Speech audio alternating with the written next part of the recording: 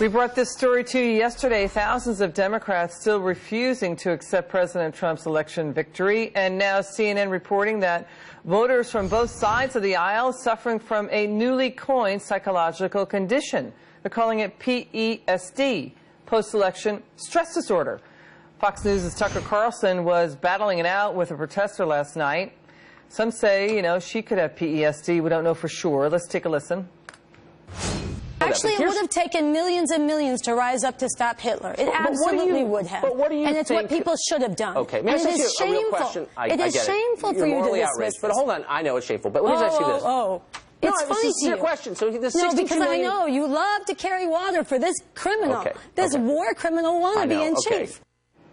All right, let's take this to the Power Panel. They're back with their reaction. Patrice Lee Onwuka and Al Mutter. Al, you're a Democrat. This far-left guest, her name is Sansara Taylor. She writes for a communist newspaper. She's a member of a group that includes Weatherman Bill Ayers.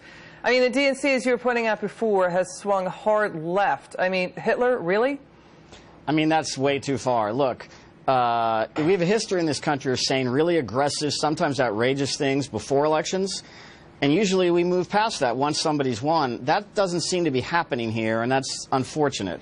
He is the President of the United States. A lot of people don't like him.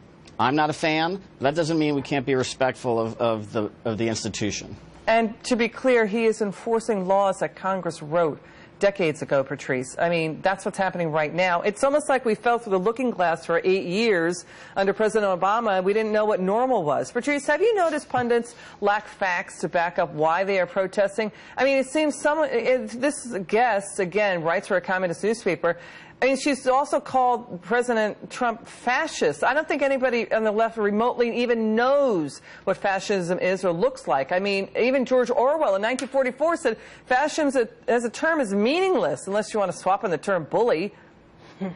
Yeah, I mean, I think it's just conflating all of these terms that sound really mean and scary, but in essence are meant to just paint someone as a very evil person. I mean, to compare our president to someone who literally fumigated an entire race of people, I think goes way too far. But unfortunately, she's speaking the language of a lot of people who believe in what she says and are willing to take it too far. I don't want to dismiss that there are people who have some concerns and have some fears, but now is not the time to continue to flame those fans. We need to figure out how to work together and move forward. Al, I'm wondering if you think that Congress should take action against Democrat Maxine Waters. First, she has said that the president should be impeached. I'm not talking about that. She went on the air and said that President Trump's cabinet are, quote, and I don't use this word ever, I have to use it though, she called them, quote, scumbags. Listen. I just think the American people had better understand what's going on. This is a bunch of scumbags. That's what they are. Those are very strong words, organized around making money. All right, it's beyond very strong words. I mean, that was not handled right. She should have been stopped. That is unacceptable to use that term. Al, here's the issue. I mean, I don't know how they're going to get tax reform done or Obamacare reform done when you have this kind of behavior. But here's the problem, Al, with Maxine Waters. Didn't she get slapped with an ethics violation for helping to direct $12 million in taxpayer cash to bail out a bank that she and her husband invested in, One United? That was back in 2010.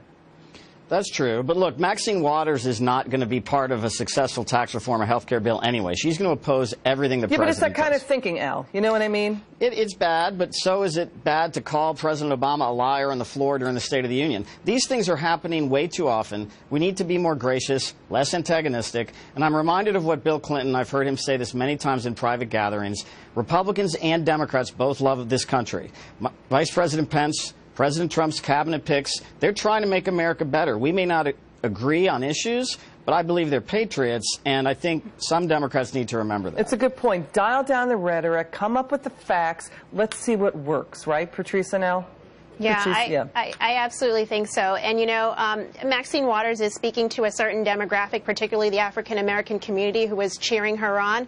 But again, this community has been dealing with high unemployment, a lot of challenges that, are not going to be overcome by just continuing to fall back on this kind of rhetoric. It's not productive. Patrice and Al, thank you so much. Love having you on both. Great to be with you. Job.